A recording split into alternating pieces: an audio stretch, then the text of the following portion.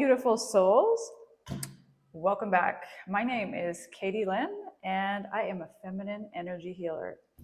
This channel is about restoring the majesty of divine feminine energy and bringing that into harmony and balance and appreciation of the divine masculine. With that said, today we're not going to be working on that dynamic, but we're going to be looking at something that's near and dear to my heart because it's something that I struggle with, and that is triggers. So I've been on this inner work journey, and I thought it would be helpful because when I was learning how to do my inner work, I found it hard to come across specific examples of how to do it. So what I'm going to do today is go through a trigger that's very personal to me and show you how I'm resolving that in my life. So with that said, today's topic is triggers, releasing triggers related to the topic of abandonment trauma. And I know a lot of us have abandonment traumas for various reasons. I like to call mine an abandonment wound because it does feel so painful. And I just kind of relate to that more than abandonment trauma. It's kind of a wound that I have from my past of being abandoned. So why do triggers exist, and how are triggers created in our mind in the first place? So how was this trigger created in my mind? Let's go back, and I want to give you a little bit of my personal history here. So as a child, and I have a twin sister also who has some issues and definitely some abandonment trauma too. So we experienced this together actually. So I feel kind of weird saying when I was a child, but when we were children, I experienced a pretty huge abandonment wound. My father was not around, and my mom was a single mother of 5 kids, and she had her own issues. She still does have her own issues to these days, but she was just not there for me as a mom. So I felt like from her side, it was more neglect. From my dad's side, it was abandonment and abuse. My twin sister and I were very, very unexpected babies of the family. My brother is 10 years older than me, and I have an older set of twin siblings that were 13 years old. They were teenagers when we were born. And we were often left with our teenage siblings for them to take care of us. And obviously they did the best they could, but they were just kids themselves, and they had their own lives in school and things like that. When they moved out of the house, and they all moved out in their late teens, no surprise there. When they moved out, then me and my sister were left alone there with my mom, who was a single mom with her issues. So in the brief few years that my dad was in my life, it was probably from 1 to 3 years old, he had a severe drinking problem, and he was abusive, both physically and mentally, to both my sister and I. So I have a lot of trust issues around that, and around men, and about being abandoned and not getting my needs met and not getting taken care of. So when I have an event that triggers that, I get pretty upset and I feel very threatened. And so that's what I'm working on through my inner work, is that abandonment trigger. So I'm going to show you today how I'm working on that abandonment trigger, so that maybe if you're experiencing this issue, it can help you by me sharing my personal example. So what's up with this abandonment wound? Okay, when you think about it, we are wired, and sorry, I'm reading my notes from my computer, so that's why I'm not looking at the screen all the time. But when you think about it, we're wired and need to give and receive love. That's how we are from an evolutionary perspective. Our survival depends upon our acceptance and our involvement in our tribe. That's how we survive. Being rejected by a member of our tribe is highly traumatic. And sadly, it's really common. So I'm hoping that there's other people out there that can benefit from this. So now as adults that were rejected basically, or abandoned by people that were supposed to care for us, we're left to deal with the fallout. We can't fix other people's trauma, and it's not our fault, but it's our responsibility to fix ourselves for our own benefit. So we're not responsible for the trauma we experience, but we are responsible for healing ourselves. That's a hard truth, but it is the truth. So the only person that can help you is yourself when it comes right down to it. So I'm still working through my own trauma and triggers. So I thought this might help you. If you're also on your healing journey, right along with me. Let's go and do this. In this video, I'll show you how I'm working through my abandonment wound using a 3-step process for releasing that trigger. Okay. I may elaborate or create more videos, and I think I'm definitely going to in the future about this trigger and also other triggers and how I'm working through them. And I would like to go into doing inner work and showing how inner work is done, because when I started my inner work journey, I actually started my awakening around 2016, but it wasn't until probably late last year that I really got into shadow work and inner work and doing that specific healing. So when I was doing that, I would watch teachers and I would watch YouTube videos, and they would talk about how to do it, why we needed to do it. But what I was craving was specific examples that I could see, oh, this is specifically how you did it. Okay, I can follow that, because I am a super literal person and I need that like literal example. And if it's something that's close to the trauma that I had, even better. So here you go, my life, an open book right now. What is a trigger? I'm sure you guys all know what triggers are, but for the sake of this video and for the algorithms, a trigger is a lie or distortion about ourselves that we hold in our body. So it's a lie or distortion. This lie is programmed into us, into our subconscious mind by past experiences, such as trauma, often experiences that happened in our childhood. So we pick up these lies about ourselves along the way as we're living life. And they can come from not just parents, but they can come from school, they can come from work, they can come from friends, boyfriends especially. Abandonment trauma is pretty common trauma that creates these lies that your subconscious picks up. Abandonment trauma is certainly one of my personal biggest traumas and the literal fountain of a myriad of my problems and the singular source of my past poor life choices. And I thought of this phrase the other day, but I said, I think I've gotten like a PhD in poor life decisions, because if I told you my history, which I want to on this channel, eventually kind of go through that, but if you knew me, you would see that that's the truth. I'm 45 years old. I spent 45 years, not 45 years, maybe like 40 years making bad decisions. So if you can relate to that, and now I'm healing, and so you can come back from it even after that many years. And even better, because I do have a lot of experience. I've been married and divorced twice, and now I've been with my current husband we've been together for 8 years now. So during that time, I would say is definitely my healing period. So maybe in the last 5-6 years, I've been doing some serious healing work in Mexico, but that's a story for another day. Okay, so back to abandonment trauma can be triggered by many things, including, probably familiar, being ignored, even if a friend or partner takes too long to respond to a text. You can be triggered by being overly sensitive to criticism if you have abandonment trauma. Abandonment trauma can be triggered by a partner who needs to travel for work. If you witness a partner looking at or smiling at someone else, that can trigger your abandonment trauma. And any type of conflict can trigger abandonment trauma. And there's other things as well. These are just the examples that I thought of that trigger that trauma within me. So what's inner work? Inner work is processing and dissolving these low vibration emotions and triggers stored in our subconscious mind. I'm sorry. These stored emotions will keep kicking us in the butt. And I tell you, they will kick you in the butt. They will continue to do it until you do your inner work.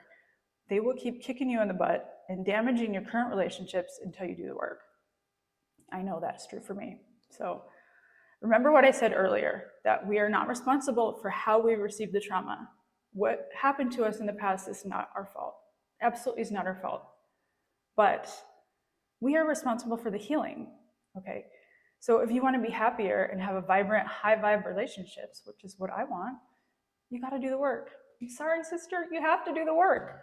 Okay, now let's dig into the work. So what did I do? This is how I'm processing my abandonment trigger and doing my inner work using this 3-step process. Now I'm going to tell you what the process is, and then I'm going to go through specifically how I did it. So here's the 3 steps. First, name the trigger. Just admit it. What triggered you? What specifically, the incident that's happening here and now, today, what triggered you? 2, second, decode the trigger. Identify the lie or the false belief about yourself or the limiting belief that's behind the trigger, okay? 3, upgrade your belief. This step is very, very important. You need to upgrade that belief about yourself and continue to repeat it and repeat it and repeat it in your subconscious until that upgraded high vibe belief replaces that lie, okay? So see the new belief in your mind and watch the truth playing out in your mind. Shift your perception and your reality changes. Okay, so those are the 3 steps. Rinse and repeat. It can take time to release a trigger from your life. I know this because I am still working on this one. And it is my main trauma, so I probably will be working on it and inner work is like a process. It's not like you get done. You don't get like your master's degree in inner work and then you're just, whoo, there you go, you're all good. It doesn't work that way. You have to keep doing it your entire life. I'm sorry, but it's true. But it's a happy thing because you can keep going to higher and higher levels. So how does all this work in action? Let me give you a personal example from my own life. How do I work around abandonment triggers? My example. By the way, before you start, get a pen and paper and write your answers for these 3 steps. So what was the specific trigger? Step 1, name my trigger. Name the trigger, write it down. Oh my gosh, okay, so I had to write this on paper. This was my trigger. You ready for it? My husband smiled at a pretty girl, and it wasn't me. Seriously, I know it sounds funny as I'm saying it, but yes, it triggered me. It's so dumb, like he smiles at everyone, but he smiles at a lot of things. Kittens, babies, me, cat videos, and basically whenever anyone talks to him, he smiles. He's a faithful and loyal guy who I can rely on. He totally does not deserve the wrath of my abandonment trauma, and he doesn't. He's a really good guy. But until I completely get this trigger ousted from my life, which will be soon, he has on occasion been an innocent victim. So that is me being very real with you guys about my trigger. So whenever a woman would chat with or smile at my husband or laugh at his jokes, God forbid I think that he's funny, he is funny sometimes, I would feel triggered. I would feel jealousy. Like I had to get to the root of this trigger to find my peace and happiness and make my relationship with my husband the best it can be, because this guy doesn't deserve it and I don't deserve it. And I know it's coming from a place of this hurt that I have and this feeling that I'm going to be abandoned because it's happened to me in my life before. So just have compassion with yourself too. Just remember, the trauma is not your fault, but it's there. Acknowledge it, it exists, and acknowledge what it's doing in your life today. So name my trigger. Step 2, decode your trigger. This is super important too, because decoding the trigger is like, what is this saying about me? So as you decode your trigger, journal your thoughts. Journaling your thoughts is going to help a lot. Also, put a date on your notes so you can see your progress over time. So write all this down. So back to my decoding. My wounded inner child has an abandonment wound. I mentioned that before, right? When my husband gives attention to another, I feel some pretty low vibe feelings. This might manifest as anger, resentment, outbursts, and other not so pretty feelings or actions, right? His attention to another may make me feel unwanted, not good enough, like he suddenly wants to be with another person, or that someone else is better, prettier, funnier, or whatever than me. So those are the lies. Those are the lies that you and I gathered from when we were abandoned and when we experienced that abandonment trauma, that we were not good enough, that men don't want me because my dad left me. And those are the lies. So that's decoding that. I felt inadequate. I felt unlovable. I felt like there was something wrong with me. Like I'm not pretty enough, I'm too tall, I'm not thin enough, etc., etc. There's like a freaking laundry list of these things. These lies, basically, these distortions are all sitting there in my heart, like stored within my body, that I have to release them. And sometimes I'll have to journal and release them one by one. Like, I'm not pretty enough. Come on. Like, I'm too tall. I'm 5'7". Really? Okay. Like, I'm too fat. I'm not thin enough. That is a part of my abandonment trauma. I found that out. I never knew this whole time. I spent all my life from like being a small girl, elementary school maybe, up until recently, like feeling like I was too fat. And I never realized why. Because I was not really, well, once in my life, yes, I was pretty overweight. There was some times when I was pretty overweight, but right now I'm not, and I still feel that way. And it's like, I never connected the dots before until very recently, but that is part of my abandonment trauma because I was abandoned by my dad. I felt like men didn't want me, and I feel like, oh, they don't want me because I'm too fat. So it's not true, but it's a lie. So you go get in there and dig in there with your journal and decode what that means to you. Like, this person triggered me this way, but what does that mean about me? How do I feel? What are the lies that I'm telling myself? And what are the lies I've been telling myself my whole life?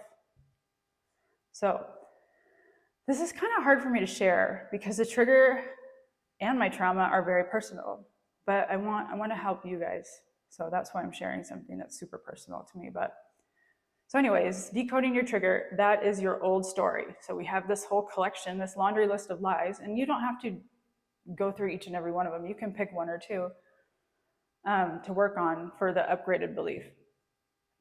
So this is the old story. That's step 2, decoding your trigger and finding out what your old story is. So let's move on to step 3. So how did I tackle that? How did I upgrade my belief? Okay, here is what I now believe to be true. And just so you know, assuming insincerity is emasculating to a man. So if I say, oh, my husband doesn't love me or he wants to be with someone else, basically I'm calling him a liar. And I'm assuming that he's insincere, and that's emasculating to a man to do that, which is why it's so damaging to relationships. So we definitely need to clear this out, especially if you've got a good guy and he's not like that and he doesn't deserve it. When my man says he loves me, he means it. He agreed to marry me, right? He provides for us. He comes home every day. All his actions are congruent with a good man. But more important than that, take a look at the old story. Is it true? Is it true? Am I fat? Am I ugly? Am I unlovable? Do no men want me? Am I unworthy? Am I inadequate? Am I? No. And here's why. Okay, rewrite your new story. So emphatically no, I am not unworthy. I'm not inadequate. I am not unlovable.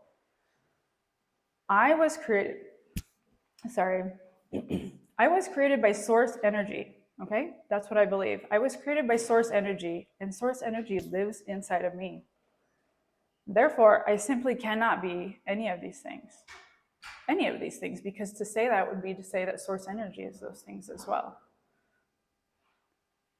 Because if I say I'm unworthy, I must also say that source energy is unworthy.